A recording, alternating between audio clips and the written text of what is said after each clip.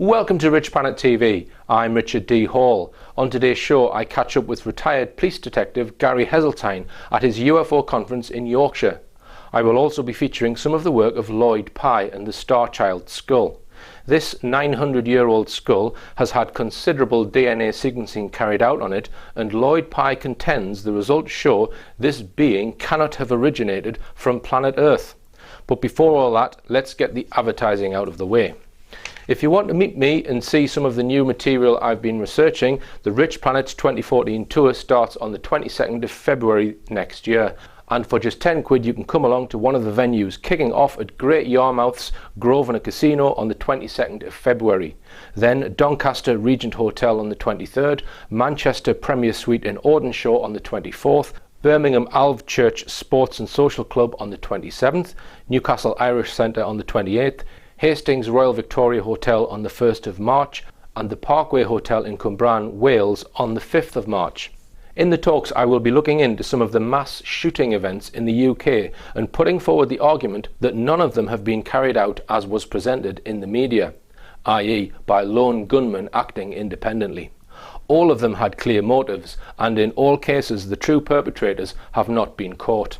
I will be explaining the true motives behind these crimes and why the alleged perpetrators in all these cases are in fact innocent patsies. I will also give an update on the Richplanet Tell Your MP About 7/7 campaign. There has been a significant development in this. Also, I should be able to give some details of the underground ancient pyramid found in Wales. The finders are currently asking me to keep the details secret, but hopefully by then I'll be able to say more. I will also be talking about a new film I'm working on covering one of the most forbidden subjects on Earth related to UFOs. I may well add a London venue at some point after these talks, currently being looked into. So don't be shy, get yourself along, meet other people who have their eyes open. You might just enjoy it. Tickets available now from richplanet.net. Another meetup you might be interested in Newcastle. Members from the old North East Truth Group will be meeting at the Bridge Hotel pub in Newcastle upon Tyne on Saturday the 21st of December 2013. Now the pagan sun worship festival, some call it Christmas, is just around the corner, and if you need to buy a last minute gift to alleviate your guilt, why not try the Richplanet shop, where we have hundreds of DVDs, books, t-shirts, calendars, mugs, etc. Most of the products are exclusively from richplanet.net. You will not find them in WH Smith's. Now, as you might know, I am not a fan of mainstream news, and I try to watch it in very short bursts, just to keep an eye on the pap being fed to the masses. One story caught my eye as a classic contrived Hegelian dialectic problem-reaction-solution farce. The story of 3 women rescued from a house in Lambeth after allegedly being held as slaves for 30 years. This story was put out by most, if not all, of our gutter press. The BBC website said, a Malaysian woman, 69, an Irish woman, 57, and a Briton, 30, were rescued on the 25th of October. It emerged on Thursday. A man, 73, and a woman, 67, understood to be married, were arrested in Lambeth and later bailed until January. The Home Secretary, Theresa May, said details were still emerging in Lambeth, South London, but it was clear that many other victims were hidden in plain sight across the country. It transpired that one of these so-called slaves had been working, wait for it, drum roll, in a nail bar. I'm enslaved in a nail bar, please let me out. I can assure you a nail bar is not the sort of place I would want to be enslaved in either. I spent 30 years imprisoned against my will. Oh really? Where did you do your time? Wandsworth nail bar. Really? The screws are really cruel in them nail bars. They only allow 5-minute fag breaks, and you have to stick to set fingernail designs. There is just no artistic freedom there. If a person abuses another person, do we not already have laws that deal with this? Theresa May then starts going on saying that we need to deal with modern day slavery by inventing new laws. Thousands of Geordie men will be getting locked up for being heard to utter the forbidden words, "Make me a cup of tea, pet." I then saw a psychologist being interviewed talking about how charismatic people with strong personalities can start cults with the aim of enslaving people and how we need to protect ourselves against them. So that's what this is all about, controlling people who spread ideology, or perhaps even the truth. This farcical story shows just how scared the manipulators are of certain ideas which are growing in the public mindset, ideas that are based on truth. Here is a quote from the Nazi Minister of Propaganda, Joseph Goebbels. "If you tell a lie big enough and keep repeating it, people will eventually come to believe it. In our case, it's the lie about 7/7. The lie can be maintained only for such time as the state can shield the people from the political, economic and/or military consequences of the lie. It thus becomes vitally important for the state to use all of its powers to repress dissent, for the truth is the mortal enemy of the lie, and thus, by extension, the truth is the greatest enemy of the state." That's it. The truth is the greatest enemy of the state, and this applies to the UK right here, right now. New laws to clamp down on modern day slavery are being laid down to stamp out the enemy of the state, the truth. Now, a long time ago, when I first embarked on my engineering career, I became disillusioned with the challenges I was being tasked with. Is this it? I used to think to myself, until I'm 60 blinking 5. Now, being very young, impressionable and perhaps a little naive, wanting more of a challenge, I thought about joining the armed forces. This 22-year-old baby-faced lad walked into the Army Careers Advice Centre in Newcastle upon Tyne to ask a few questions.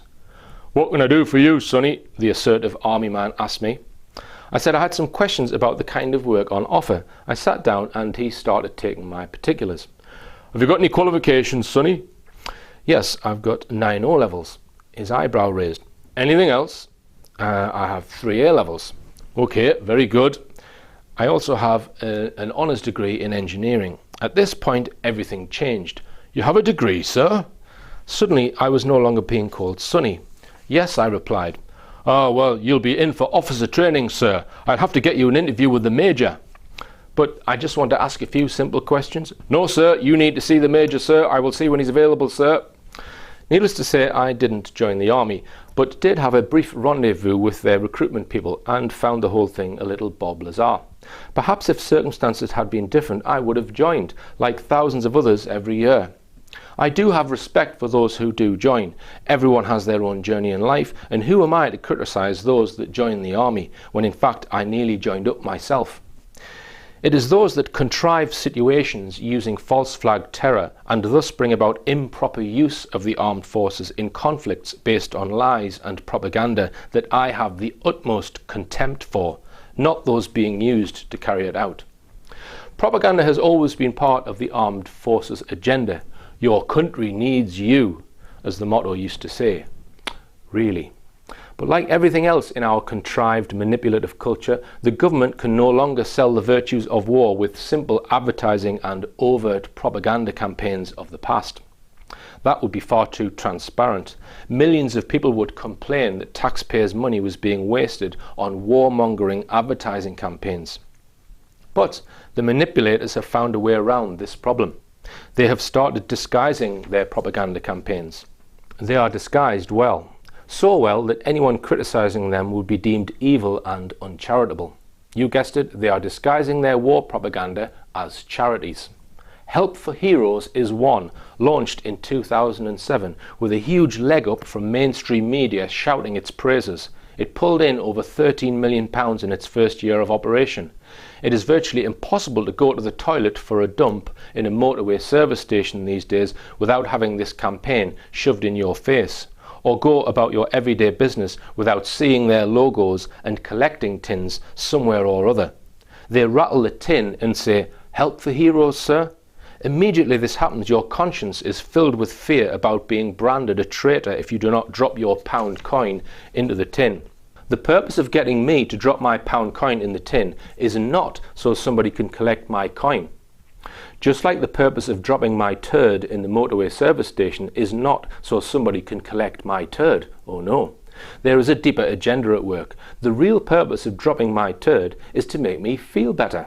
The purpose of dropping the coin is the same. It makes me feel better.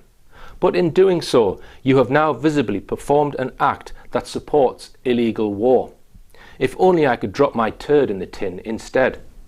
I will be exposing more about the Help for Heroes in my upcoming 2014 tour. As if Help for Heroes wasn't enough, we now have another war propaganda campaign, thinly disguised as a charity, with Walking with the Wounded, being loudly trumpeted by our very own illegitimate ginger prince, Harry Hewitt. It says on their own Walking with Harry Hewitt website, "Why do we need another service charity indeed?" is a question we are often asked.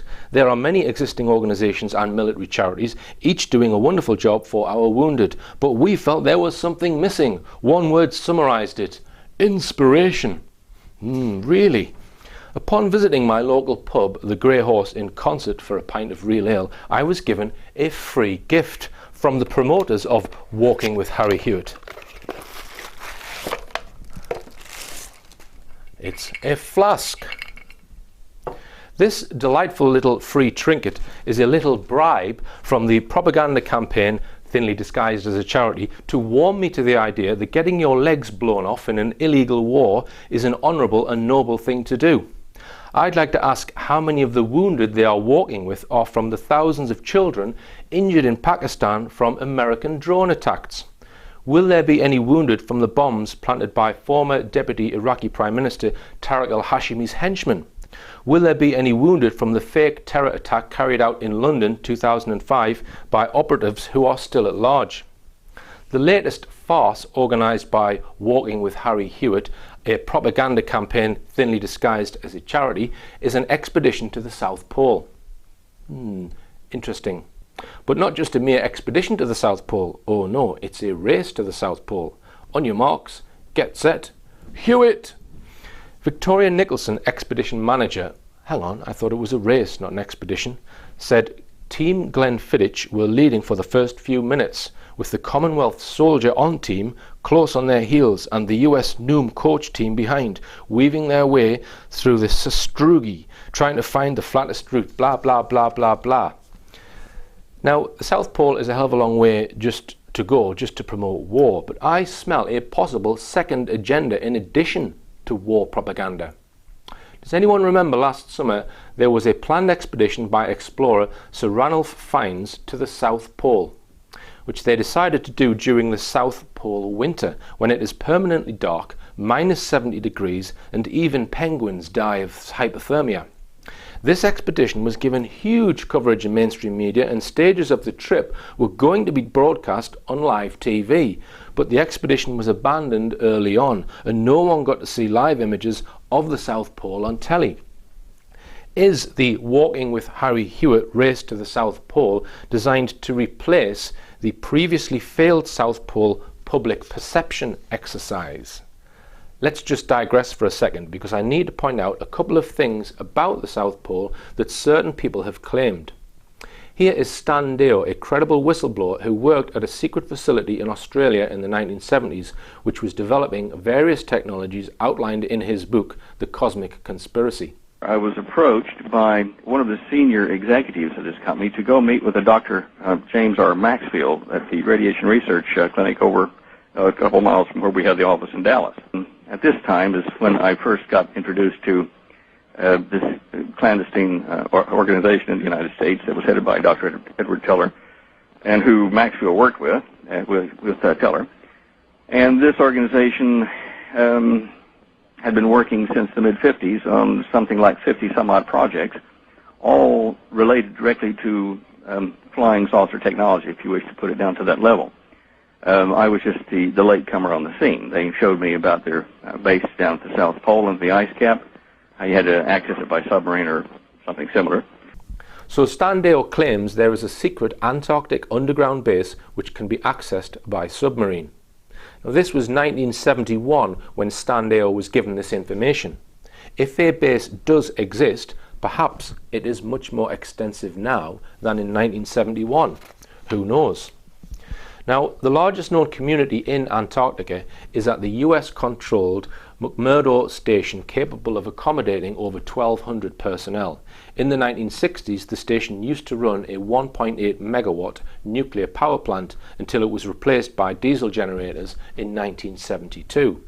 The station is Antarctica's largest community and is a functional modern-day science station which includes a harbour, 3 airfields, a heliport and more than 100 buildings.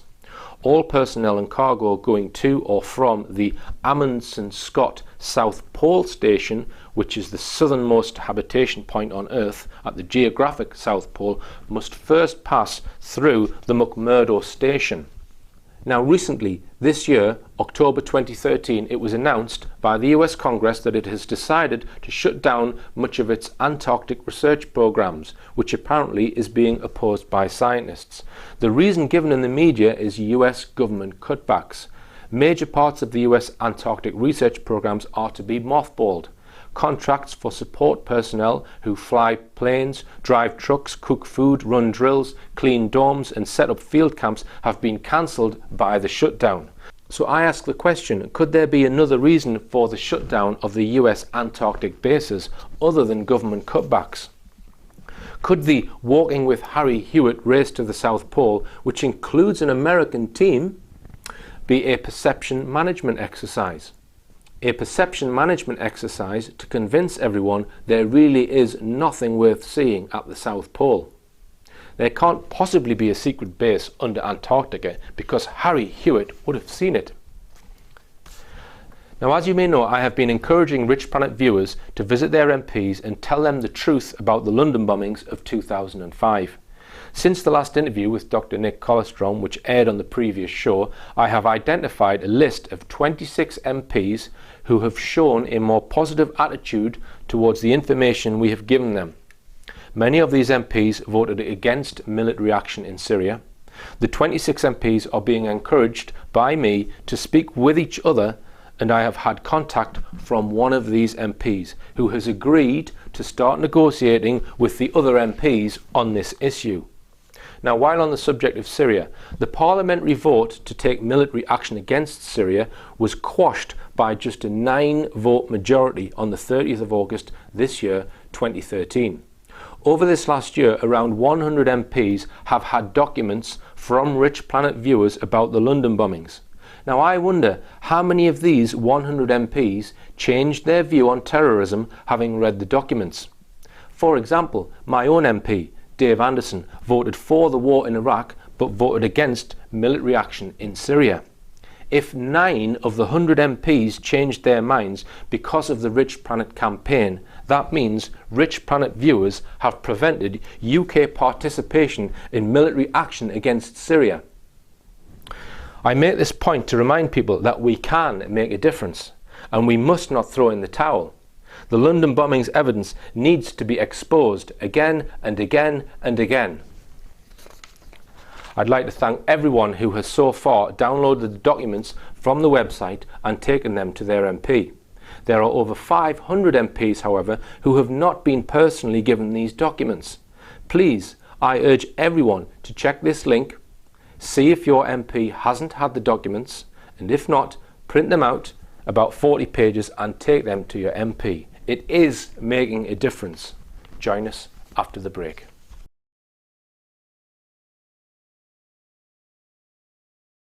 Welcome back. Now, earlier this year, retired police detective Gary Heseltine launched UFO Truth online magazine, and in November he hosted the first conference. I caught up with him outside the venue in Holmfirth, Yorkshire. I'm with Gary Heseltine and I'm at the UFO Truth magazine conference. This is the first conference, Gary? Yeah, this is the very first conference. The magazine launched in June, and this is just 5 months later we're at our first conference. Right, so just tell us who the speakers are that we've got speaking today, Gary. 4 speakers, starting off with Larry Warren, obviously from Rendlesham Forest, Dave Odrian from the Birmingham UFO Group, Timothy Good, the legend of British ufology, and finally myself as the 4th speaker. Right, so with regards to the magazine, Gary, how many issues have you published so far? We've just released the 3rd issue at the end of October. Right, and how do you feel it's gone so far? Has it been tough? Has it gone as you expected, or No, no. I think it's. I think the word would be is steadily building. Right. This is not a flood, but it's getting the word out there.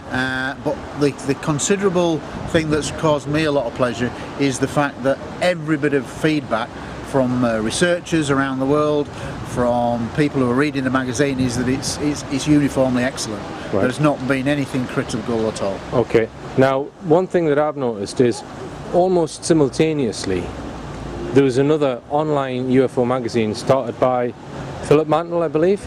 Yes, yeah, I think it launched 2 or 3 days ago. I knew it was in the works 6 months ago. It was announced 6 months ago. I've had a look at it. Right.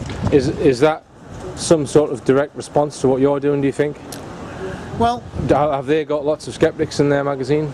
Well, I would say so. Yeah. And this is the big difference with the UFO Truth magazine. Yeah. Because it says it on the front cover of the first issue. Yeah. This is a magazine for people who believe that some UFO sightings represent ET engaging with planet Earth. Right. And so I wear my heart on my sleeve. I believe in ET because the evidence there that I've looked at over 35 years through the eyes of being a detective is compelling, highly compelling. Now, what about? I think you told me last time that you had talks with people who might be interested in giving you a series on mainstream TV. Well, what I can say is that when I went to Washington for the citizens' hearings in April, I was approached by a Canadian Emmy Award-winning documentary filmmaker. Yeah. I won't give his name at this stage because it's not finalised or right. anything. But basically, he said you should be on TV, and I said, well, actually, I'm trying to devise and write and present a TV series. And he says, well, let me see what I can do. Yeah. Well, in the slow world of media, mm-hmm. we're now at the stage where the 3 episodes that I've written, the draft for 3 episodes on 3 cases, including Rendlesham, has gone even through to the Cannes Film Directory documentary to try to get the finance. And it would seem to be at the moment that all the people from H2, Discovery, National Geographic all say it's a great idea. Right, so this is a documentary then? But yeah, this would be a documentary series where I would write and present the best cases. Okay, so obviously Rendlesham will be one, and what other cases are we talking about? The other 2 that I've written for is the Japan Airlines from 1986. Oh, yes. In Alaska. In Alaska. Okay. And the other one is the Operation Plate or Operation Saucer from the Amazon in the Colares region where the Brazilian military went in there. Right. Fantastic case, Javad. Is this where they discovered this creature? Varginha case or whatever it's called? No, the Varginha case is a separate case, but that was in Brazil. No, what Operation Saucer was in an area of the Amazon called Colares, and basically the villagers were being attacked by beams shone down from the sky, and people were hurt and getting identical kind of laser marks on their bodies. The one person died, and this was verified by doctors, nurses in the area. And so much so that eventually the Brazilian military went down thinking that this probably be a load of rubbish. But over the course of 4 months they recorded, I think, 16 hours of cine film footage of UFOs, some at close proximity. It's never been released, but AJ Javad's working towards it.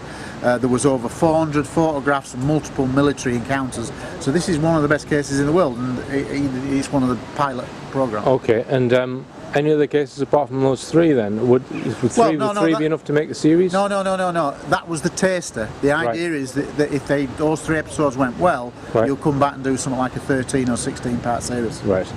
Okay, well you can have a copy of my Berwyn UFO cover-up exposed DVD. I've seen it. I've seen it.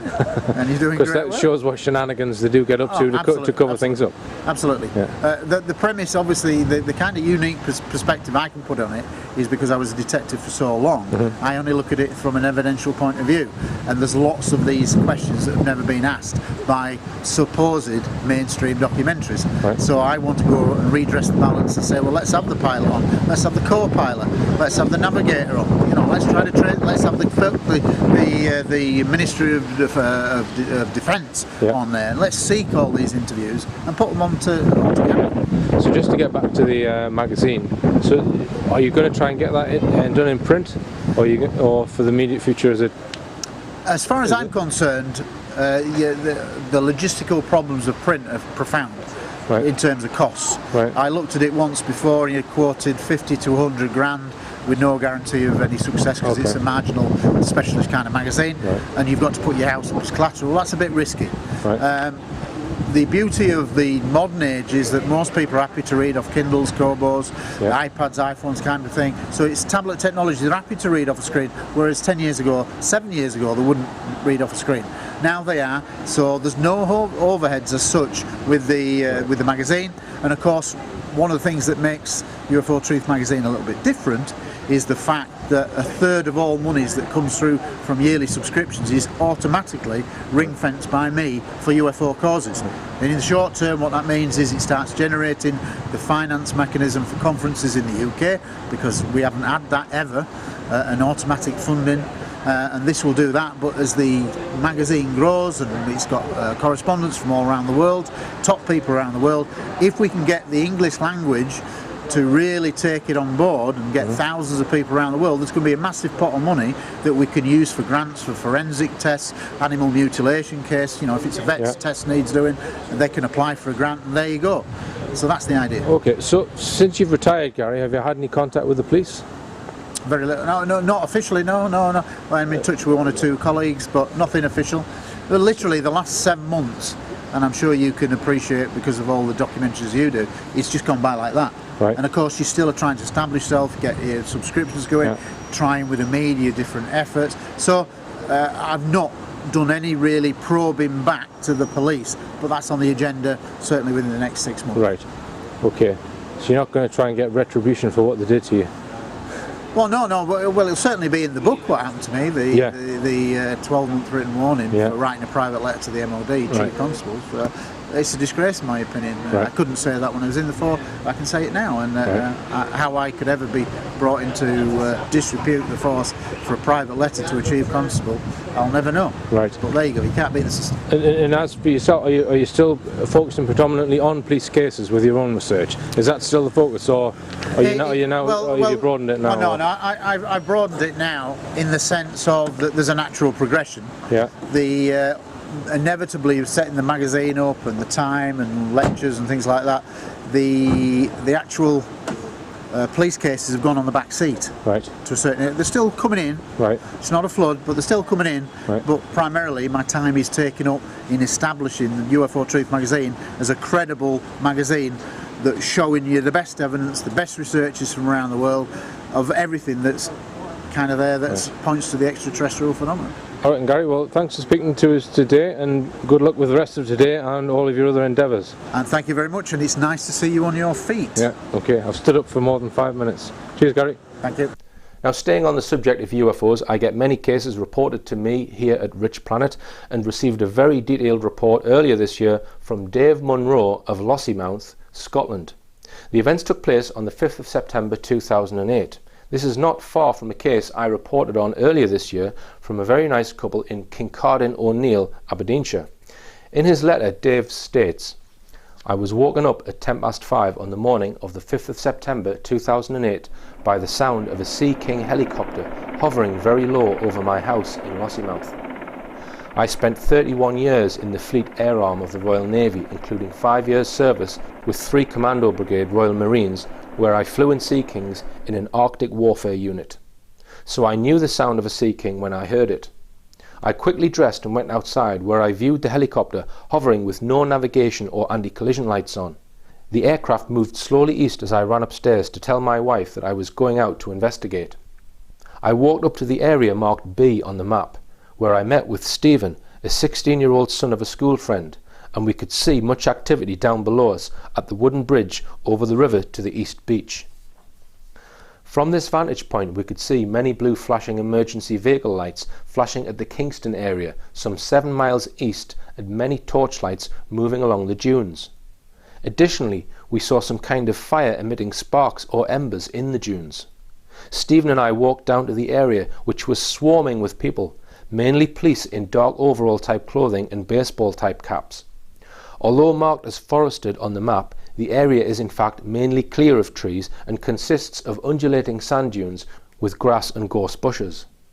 As Stephen and I arrived at the wooden bridge area, we saw several police and others running with torches across the bridge, approximately 2 feet wide, and at least 2 plain white buses. I asked the policewoman what was going on, to be curtly told that it was none of my business. I firmly told her that I was a law-abiding ex-serviceman and that she worked for me and that I had every right to ask about police operations. She glared at me and smartly walked away. I then saw a local Coast Guard poring over a map with a torch, so I asked him what was happening. He told me that a local alcoholic was missing and that the police and others were out searching for him, as his car had been abandoned nearby and a suicide note found inside it. I asked him where all these policemen were from, to be told they had been bussed in from Aberdeen, some 70 miles away. I knew the missing guy but refused to believe that a large number of police from Aberdeen were involved in a search for him. Additionally, it would take around 2 hours to get here. All throughout this time, the Sea King was flying about 100 yards off the beach at around 100 feet, pointing at the beach, moving slowly to its left with no lights on. The nearby RAF Lossiemouth has a search and rescue flight of 3 such aircraft, and the likelihood was this was one of theirs, but I cannot confirm this. Just then, Stephen and I saw the 2 UFOs you can see in the film, and then saw another coming from the south. There is actually another one morphing in and out, but difficult to see. You can hear the sound of the Sea King on the audio and me telling Stephen they are UFOs. Definitely not, Stephen. It's gone now, is it not? No, it's still there.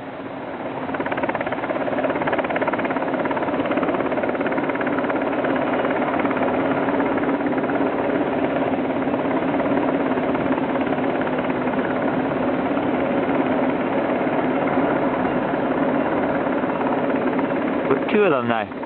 Sorry? Is that 2 of them? Yeah. Okay, now that's getting weird, isn't it? 2 of them. So what's going on there then? Well, that's what you call UFO activity, Stephen. And that's what I said to you in the first place when we came down. Where's the other one gone? We've got one. Can't find the other one. Now, Dave Munro's comments of this strange event are as follows, that he believes this was an expected or briefed event. Somebody had foreknowledge in his opinion. Many UFOs have been spotted off this coastline previous to that event, and on a previous occasion Dave witnessed a huge flaming mass in the sky to the south one night and watched as a Sea King flew at high speed towards it. Dave claims that the helicopter approached it at speed and it simply went out like a light.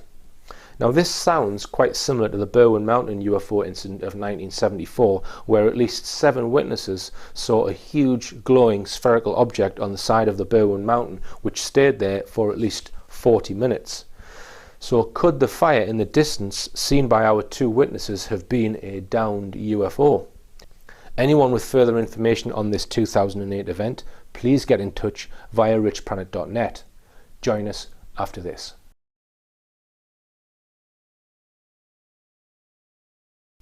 Welcome back. Now, last month I visited researcher Lloyd Pye, who was in London. We had intended to do a whole series of interviews, but unfortunately Lloyd was recently diagnosed with cancer and was not in a condition at that time to be able to do lengthy interviews. The Star Child was found in Mexico about 1930, 100 miles southwest of Chihuahua, which is this area right here, Chihuahua, and El Paso actually sits, it's not here, it sits right here. I did not, however, believe that it was an alien. I didn't agree with her because I just couldn't believe it. I couldn't wrap my head around it right away that this was possible, although I said it's probably some kind of deformity or combination of deformities that we just don't know anything about, some really rare exotic malady. There are 25 major physical differences and several minor. So these are 10 experts who officially state that the Star Child is not a deformity, and there's more down here. But the point is, all of these guys have studied it, have held it in their hands, have had time to analyze it, and have made a proclamation that they've allowed to be put on the Star Child Project website. Now, Lloyd's evidence, as you will probably realise, has not been accepted by mainstream science, and the battle to get science to look at such claims has been going on for many years. Now, in order to challenge Lloyd Pye on his evidence, I put the most sceptical arguments to him from a popular skeptics website, from which I quote. The first DNA test was carried out by the Bureau of Legal Dentistry Laboratory of the University of British Columbia, Vancouver, Canada in 1999, which recovered a small quantity of nuclear DNA, which was said to demonstrate that the child was male. This result has now been set aside by PI, as it is said to have been the result of contamination, although we are not told how the contamination occurred. What happened there was that the guy was just starting this lab at the university. So he was going to run it, and students were going to learn how to do, DNA there, how to analyze DNA there. So he went through that process, looking like it was, all going to go good. The first run, they contaminated it. One of the students did. The problem was the lab was not equipped. And he was very forthright about that. We're not equipped to do ancient DNA. We do DNA testing on living samples. We're equipped to do that. But he said, if your sample was indeed in a mine tunnel for all that time, it shouldn't be very degraded, despite being 900 years old. This was the thinking back in 1999, and he said, I might be able to pull out some nuclear DNA. He says the trick is, what you need to know is there viable DNA in there? Is it worth your time and your trouble and your effort to try to get more done, which again in 1999 required the use of primers. So we said, okay, we need any information we can get, so sure, we might as well go for that. So we did. So that was his job, basically, was just to recover some DNA. And tell us if it was, real, and if he could tell anything about it. So the first test, again, as I said, was contaminated by one of the students. The second was contaminated by one of the students because they have everybody that's in the lab's DNA, and so it's easy to see who contaminated it. And by then, we'd paid for one test to get the result, and he had said, I'll get you a result. So by the third test, it's kind of coming out of their pocket. Also, one of the students, when I called one time, just chatting, said, how's things going? How's it going? He said, yeah, boy, we're getting a lot of heat about this. People are not happy with us doing this here, Other professors, much more mainstream by the book people had found out what was going on. Kids had talked. And so now David, the guy running the lab, I'm sure, he never admitted it, to me anyway, was just coming under pressure to get rid of it, to get rid of it. So that third one suddenly produces a result of fully human male, XY chromosomes, got everything we need, take it home, forget about it. And I knew that couldn't be the right answer, that I didn't think they had the capacity to really do that. So I said, I think it would be fair to run that again and make sure, because that's a big jump and a big assumption. And he was adamant that they had done it right, but he finally agreed to do a fourth run and got the same result. That result came from a sample that was 1/5 of what was required, 200 picograms versus the 1,000 picograms that were normally required at that time for that type of result. So he got 1/5 of what he should have had, and yet he was able to solidly say, it's a human male, go home, forget about it, don't worry. I just think that was the result of pure pressure. Peer pressure, colleague pressure, just pressure. And I don't think that was a legitimate result. I've never felt that was a legitimate result. Unfortunately, it got put out as a legitimate result. And because it's what science, mainstream science, wants to believe about the star child, that it's just some kind of deformity, they rally around it and they support it and they protect it, and it was legitimate, and you can't say anything negative about it. I can say plenty negative about it. It just, that's what really happened. So just in that case, would the data, raw data in that case, have been put out or not, or just the result? The raw data, so far as I know, was never put out. Just the result. Okay. Just the result. The Skeptic website goes on to say a second test was carried out in 2003 by Trace Genetics of Davis, California, USA, a commercial company with a singularly unhelpful website. According to the report on the examination, has mitochondrial DNA consistent with Native American haplogroup C, as revealed through 2 independent extractions performed on fragments of parietal bone.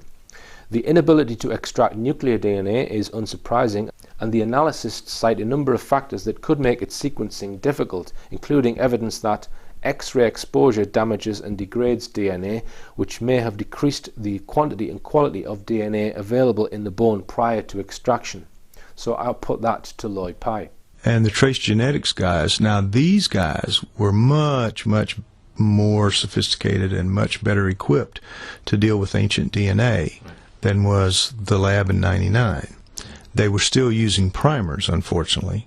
Primers meaning that you had to start with a piece of DNA that was known. So all the human primers, all the DNA that could be pulled out of it, started with a human corollary.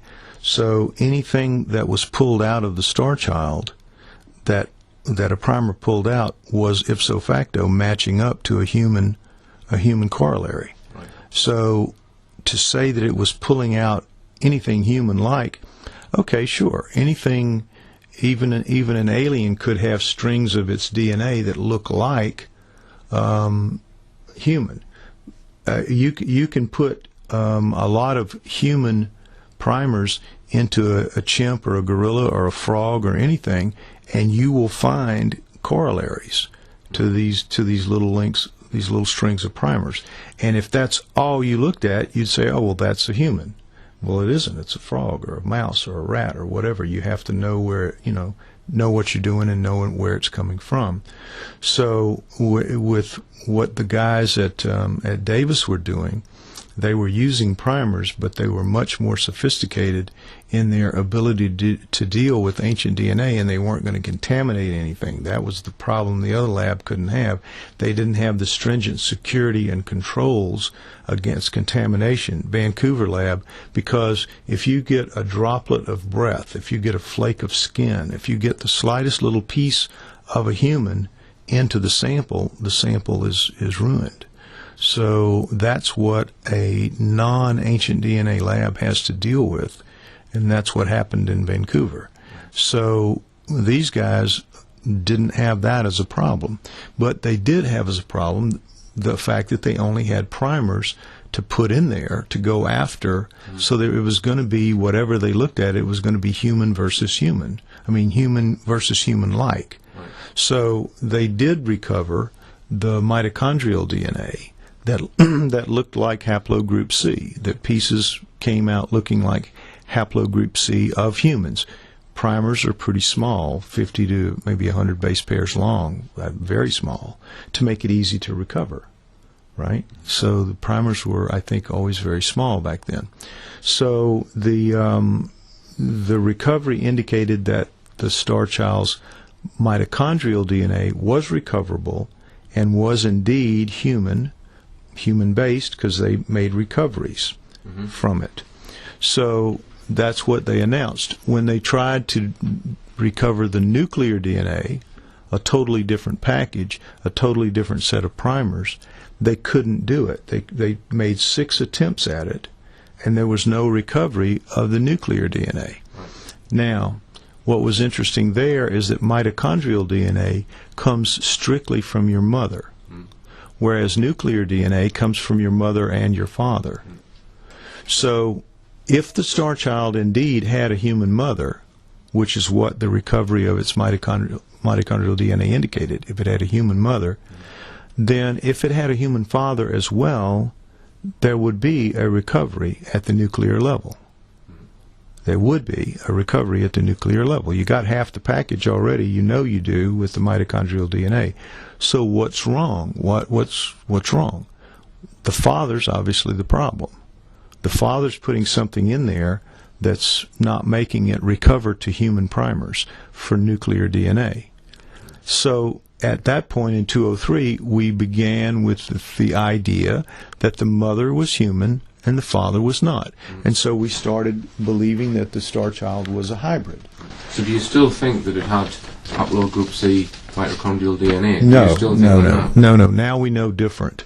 That was 203. The Skeptics website goes on, in 2010 a further DNA analysis was undertaken by the National Institutes of Health, BLAS, Basic Local Alignment Search Tool program, which compares nucleotide or protein sequences to sequence databases and calculates the statistical significance of matches to infer functional and evolutionary relationships between sequences, as well as help identify members of gene families. The procedure found that 265 base pairs could be matched, demonstrating that at least some of the nuclear DNA from the star child is from a human being. What Lloyd Pye is keen to promote, though, is that a sequence of 342 base pairs produced no significant similarities. Pye spins this statement into there is no known earthly corollary for what was being analysed, which is not what the report says. He also glosses over the part of the report that explains why no significant similarities have been found, saying that it is merely an automatically generated list of possible procedural errors designed to help geneticists check all possible flaws in their testing techniques. Okay, so I put that to Lloyd Pye. Now, in 2010, 7 years later, the technology of DNA recovery had increased so much that you were able to then have no more primers. You could get rid of primers, and you could recover the DNA base pair by base pair by base pair by base pair, like brick by brick out of a building. Instead of taking it out wall by wall, you could break the building down brick by brick, and you get a much better view of how it's put together when you can do that. That's what so-called next generation sequencing allows. You don't need to know what the thing what it began with. You can take the DNA of anything from anywhere, and if it's made of base pairs, you can disassemble it. Yeah. And so that's what we needed with the star child, because the star child's very different, it turns out. So when the new geneticist, who they argue here, well, he has to stay anonymous, and what does that mean? That's not very helpful and all that. The website goes on. Further testing was carried out in 2011, which concentrated again on the mitochondrial DNA. This time, we are not told the name of the laboratory that carried out the analysis, although we are told that it involved techniques similar to those of the National Institutes of Health's BLAST program, or the name of the scientist, and it does not report the name of the scientist. As the identity of certain research team members requires temporary anonymity, this is not helpful, especially when it is appended to an appeal for $7 million as funding needed to carry out the recovery and sequencing of the entire genome. Well, everybody with a grain of sense knows that if any mainstream scientist of any kind steps out of line and gets on the path that opposes the mainstream viewpoint, they will be ostracized. They will lose their job. They will lose their accreditation. Their lives will be made hell. It takes real courage for a real scientist to actually do real scientific work, which is to find explore new frontiers. So, none of us are stupid enough to think that if we revealed who he is or where he works, that it would do anything other than destroy his life and destroy his career. It wouldn't help. It wouldn't further the cause of the star child. It would just wreck the man's life.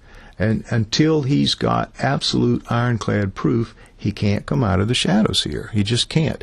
And there are infinite numbers of examples of scientists who have made that mistake and paid that price at various levels. So it's ridiculous to argue, although they will, you can't believe anything they're saying because they won't reveal their source. We have a source. Anybody that is willing to sign a legally binding non-disclosure agreement, that wants to, is interested in it and was interested in putting money into it, we've already taken several people to the lab. All they have to do is just sign the non-disclosure agreement. They go to the lab, they meet him, they see they see that setup, and not a problem. It is all legitimate. You just can't. Mainstream science polices its own very, very thoroughly, and that's how they keep people like us in the fringes, by not allowing this kind of research. So has the mitochondrial DNA been fully sequenced now then? No, not fully, but significantly. Right. About 10% of it has been sequenced. Okay. And then that's shown that it's not haplogroup C. No, it's not haplogroup C. It's not human. Right. So why would the original sequence, albeit not, as you say, brick by brick, but why would that have come up haplo C? Okay, because in the mitochondrial DNA you have 16,569 base pairs in human mitochondrial DNA. Yeah. 16,569. You assume that the star child is going to be in the same ballpark of that. Now, some stretches of its sequencing in its mitochondrial DNA will be human-like. Mm-hmm. Some of its sequencing stretches will be human-like. And when you're talking about primers in the range of 50 base pairs long, 100 base pairs long, even 150 base pairs long, but most primers were small back in 203 when they were using them. So when you put that in there, and a primer is like half of the DNA ladder, it's one half of it, looking for the other half, and when it finds a match, it connects, and that's how it works. So you could then, if the star child has human-like, or not even human-like, but terrestrial-like DNA, because remember, with mitochondrial DNA, you can get similarities to human in chimp, gorilla, probably every higher primate and monkey will have stretches of its DNA that if you put primers, human-only primers in it, it would find connections. Right. It would find connections. So what you have with the star child is you have mitochondrial DNA that shows clearly many, many, many more differences, more mutations than human or chimp or gorilla for that. Well, not chimp or gorilla, sorry. That's wrong. But more than Neanderthal and Denisova, human Neanderthal and Denisova. Now, it's important to understand about mitochondrial DNA that it is extremely highly conserved. Your nuclear DNA, your 3 billion base pairs, that's not that highly conserved. It's conserved, but there's room for mutations to come in and take root and hold and be passed on into the future. There's room for that, and it happens pretty regularly. However, with mitochondrial DNA, because that's the power plant of your cells, and there are hundreds and thousands of mitochondrial DNA in each cell depending on the cell. Some will be 100, some will be thousands. But the mitochondria are in the cells, floating around outside the nucleus. But again, 16,569 base pairs. They're like little machines. So any changes in them will generally be deleterious to the point where it'll kill the organism. So basically mutations aren't allowed, or they're very, very seldom allowed. Very seldom allowed. Now this is key to understand. So that in human mitochondrial DNA, changes are very, very rare that work into the whole genome and stay, to allow mutation to come in and stay. Now, right now with humans, they say we're about 200,000 years old. 200,000 years old, according to our genome. That before that, we're something a little different. We're not what we are now. That's only 200,000 years old.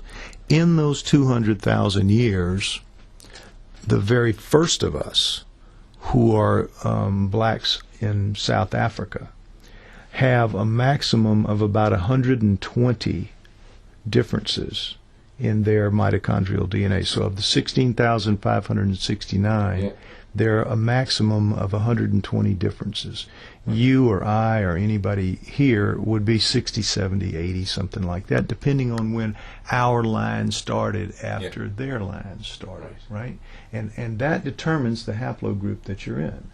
how many of those Yeah. changes that you have. And they're like 33, 35, 39, 40. They're different numbers of haplogroups that people, Yeah. they're trying to figure out still exactly how many of us there are.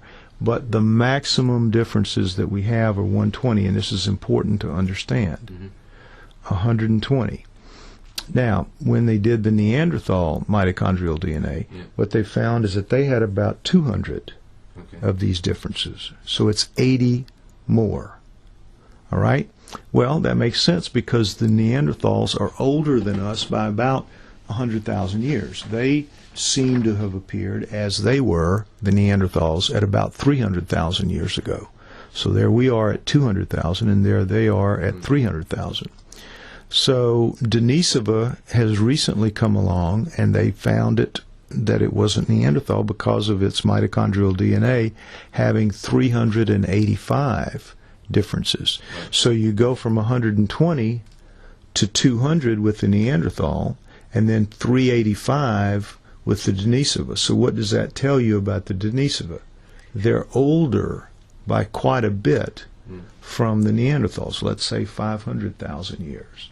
So there have been Denisova probably as long as 500,000 years ago. Now, we know very little about them. I'm just spitballing, but probably that's where I would think it's gonna turn out, because they have to be genetically older than the Neanderthals, or maybe the Neanderthals evolved from them or something. But we have so little of them at this point. We know next to nothing about them other than their mitochondrial DNA is significantly different from Neanderthals, indicating that they're a much older species. Okay, now, wait, let me get, okay, so now the star child, we have only 10% of its 9.5% of its mitochondrial DNA recovered in 4 fragments. But in those 4 fragments, which we do have, they indicate that the star child's total mitochondrial DNA differences will be in the range of 800. 800. Okay. So a chimp is 1,500. A chimp's differences compared to humans are 1,500 differences. Now, chimps are recognized to be in the range of 20 million years when the Miocene apes began. So chimps would have descended from something in the range of 20 million years old. So if you're up at around 800 of these differences, you could be, we're thinking the star child comes from a species or a group or something in the range of 10 million, let's say. 10 million years old. So there's us at 200,000, and there's the star child at 10 million, 8 million, 6 million. I mean, much, much older than we are to have worked that many different mutations into its mitochondrial DNA. So it's not earthly, it's just, and it's not human. But when you say 10 million Years ago. Yeah. Evolving on Earth 10 million. No, somewhere. Just right, it's somewhere. Just, it doesn't matter. Because there's a finite amount of mutation each generation, so you're going by numbers of generations. Well, the mitochondrial DNA on Earth seems to be a pretty good clock. Right. That's how they age things. Like if you have this many mitochondrial DNA mutations, it means you're roughly this old, and they use it as a clock. Now, whether it's an accurate clock, I don't really know, but they seem to think that it is, and so that's how they measure it out, time. So that's how they figured that we're about 200,000 years old as a species, which of course was a big shock to those who thought that we evolved gradually and slowly from a common ancestor with chimps and Sorry, Lloyd. But they've got to that by comparing mitochondrial DNA across the whole population, yeah, and they've looked at the difference across everyone. Humans. Yeah, and the amount of difference suggests that we're so many generations old, 200,000 years. But with the star child, there's only the one piece of mitochondrial DNA. So there's nothing else to compare it with. Well, we've got the 4 pieces, and when there will come a time when we have the money to do the sequencing that we need to do, we'll get the whole mitochondrial DNA of the star child, however many base pairs that turns out to be, and we'll be able to know exactly how many differences there are in its mitochondrial DNA and our mitochondrial DNA. But it's going to be in the range of 800. So just clear up for me then, why is it not possible for that mitochondrial DNA, although it's 10 million years old, to have evolved on Earth rather than somewhere else? Is that? Well, it is possible, except that we don't see anything like that evolving around us. So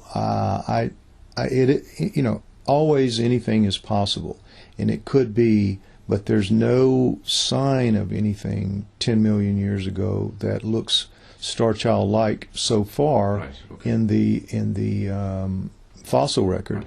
And the star child itself is carbon-14 dated at only 900 years ago, 800, 900 years ago. Yeah. So if you come out of the nuclear DNA now, then how much of that has been sequenced? Well, the nuclear DNA, that's the hundreds of millions of base pairs, and we think that 20, maybe as many as 20 million of those are unique, and they're not repetitions, and they're not contamination and all that. But again, we're not sure. These are all spitball things, because all the work that gets done on this pretty much comes out of the geneticist's own pocket, on his own time, his free time on the weekends and things like that, when he works it in with his normal schedule, doing his normal job, which is, very high level, very intensive job. So things move slow with us because that's the way it's being done. When we have the money and can apply a full force team on the problem, then things will move a lot faster and be much more accurate. So the final critique in there, it's he's now said, the last point he's saying, look, none of the results have been published. The raw data he's saying has not been published. That's true. Right. So what you're saying is, when you do publish it, he's going to have to eat his words, I guess. Absolutely. That's it exactly. We'll have the last laugh on all of these guys, and that's why we don't worry about it. And I don't spend too much time sweating about those things like that, because look, this is a team sport. Basically, this is like a rugby match or soccer or football or whatever. This is just a team. They've chosen their team. I'm on a different team, and we're competing. We're out there every day competing for hearts and minds, to look at what we have and to feel that what we're saying is the right thing. In the end, though, the game ends, the score is posted, and you both walk off the field and go home. Somebody loses. Somebody wins, somebody loses. Now, in this case, with the Star Child, I've known for many years, they lose. Now, they're going to fight to the end, because that's how you do when you're playing a game. You fight to the end, and then when you lose, and you walk away and you start over, and you go pick another battle or pick another game or whatever. Well, that's how it's going to be with this. The Star Child will win out. It is an alien skull. There's no doubt about it. We can, just from what we have already, we know that it is. If science was even a fraction of what it purports to be, which is seeking of the truth, if science was even a fraction of that, the way it's supposed to be, they would have been all over the Star Child 12 years ago, just trying to, well, this is interesting. This is really different. This is unusual. We should find out what this really is. But no, that is not what science is in business to do. Science is in business. Everybody thinks, and they propagandize that they're in business to make change, to move things forward. And slowly, glacially, they will do that. But they will not allow giant steps forward. They do everything they can to avoid any giant steps forward in thinking, in awareness of new realities. That's not what they're in business to do.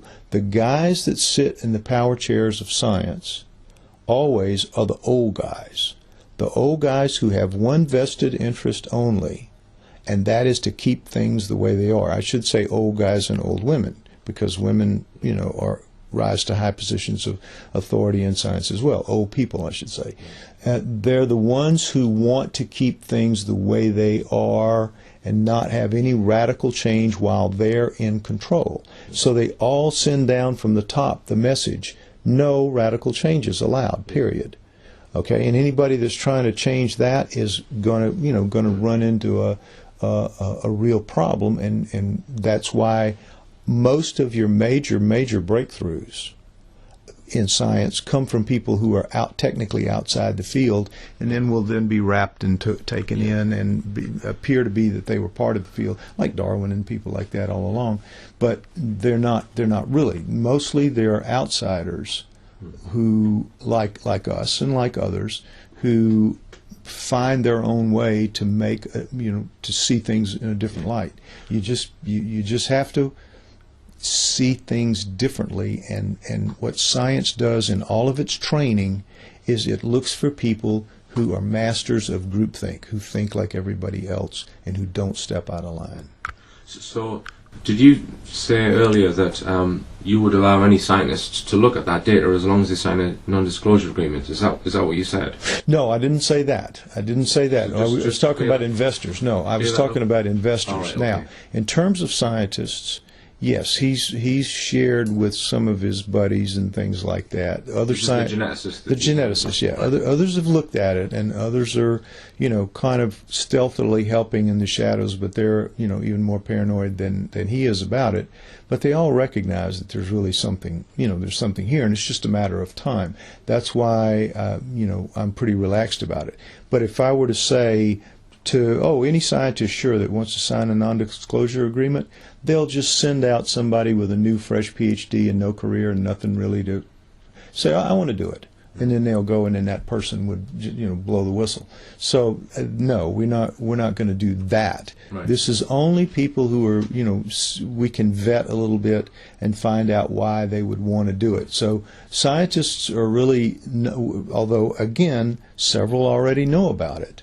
But we respect their privacy, and they're respecting ours. Mm-hmm. But we have to be very, very careful here to protect our guy, because he's our golden goose. If we lose him, we lose all ability to move forward with this thing. It would blow the whole thing out of the water.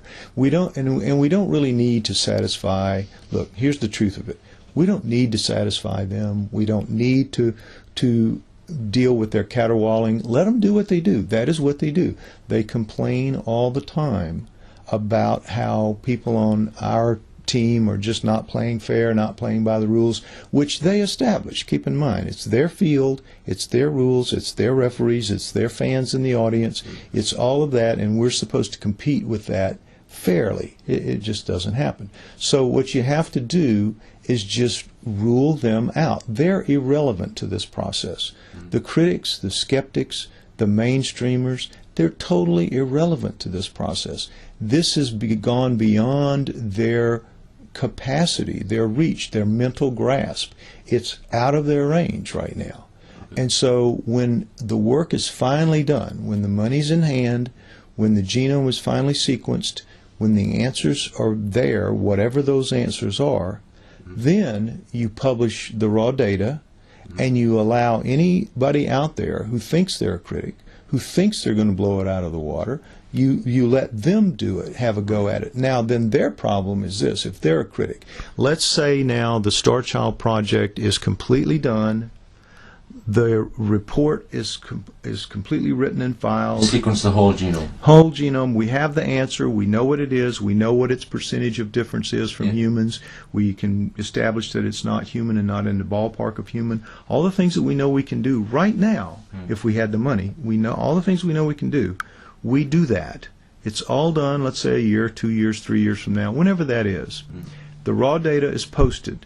Now, a critic, all these guys like these people here and all this bad science and all that, they now have to look at that stuff and say, oops, now the shoe is on the other foot. Anything they say about it in a negative way also has to be posted, also has to be put out there, also has to be made available for evaluation across the board by other people. right? And so they then have to be very, very sure and very, very careful about the critiques that they make at that point, because now they're actually dealing with scientific material. Right now, it's very easy to beat me up because I'm very, very limited in what I can put out. I'm very hamstrung in a number of ways, so I'm an easy target. I'm a punching bag, and I understand that. But when I can wrap myself around, or when the Star Child rather can wrap itself around that report and the data, the hard data that comes out, because the data is the data. It's going to be the data first time, second time, third time, forever. That's the great thing about DNA. It is the math of biology. It keeps saying what it says. And how much, Lloyd, would it cost to get the full DNA sequence together? Right now, the full sequencing of the DNA would cost about $3 million. Right. About $3 million. But at the same time, we want to be able to pay that back by whoever puts it up.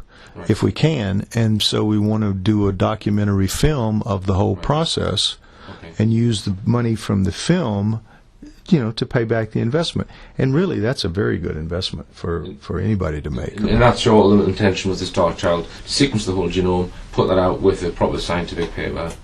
Yeah, that's it, basically. Make history. I mean, the Star Child can make history as big as you can make history. It's like landing on the moon. It's like the Wright brothers flying. I have all that, on the websites. It's any of the big pivotal moments in history. This is another one. Yeah. This is the absolute proving that alien life exists. At least it existed once 900 years ago, and that leaves room for the conservatives to argue, well, okay, yeah, maybe once 900 years ago, but that doesn't mean it's still all around us now. And it allows the more liberal thinkers to say, yeah, well, if we've proven it 900 years ago, why isn't it still going on? Because it is, obviously. We're being visited all the time. Well, yeah. Yes, I was going to ask you about Stephen Gray. Did he contact you regarding his Sirius movie at all? No, yes. no. I mean, did you see that? Because have you seen it? Oh yeah. I know the geneticist that worked on it. Right, because was he? Because it's human, that thing, is it not? Well, we don't really know. It does look. I have to say that it does have aspects of it that appear to be human, but that is still a mystery to me, because it has those well-developed plates around its joints and things like that. To me, it's still a mystery. I leave the door open on that. The DNA seems to indicate that it's some kind of a human, and I think it's going to be very human-like. But look, it's not just the Star Child out there that is a great mystery. There is the coneheads, the conehead skulls, the ones with. I think they're not human either. They're human-like. Just like the Star Child in some ways will be human-like, but not human. I think the coneheads are much more human-like, but still not human. So they need to be analyzed in the same way, to the same extent as the Star Child needs to be, or as hominoids need to be. There are all these great mysteries out there that, again, if science was worth the powder to blow it to hell, really, if it was worth its reputation, then they would be all over these things and trying to figure it out and trying to figure the truth and all that. But they're not. Their job is to hold that kind of research back, to maintain the status quo, to keep things the way they are and allow only the smallest of movements forward so that the least among them can go along. And the least among them is not that much to speak of, and those people like us are just impatient. We just want to go out and forge out at the cutting edge the truth. I mean, science doesn't get anywhere near the cutting edge of these real problems like this. They stay as far away as they can. Now, our thoughts are with Lloyd Pye, and we hope he makes a full recovery. That's all from Richplanet for now, and remember, believe none of what you hear and only half of what you see. I'm Richard D. Hall. Good night.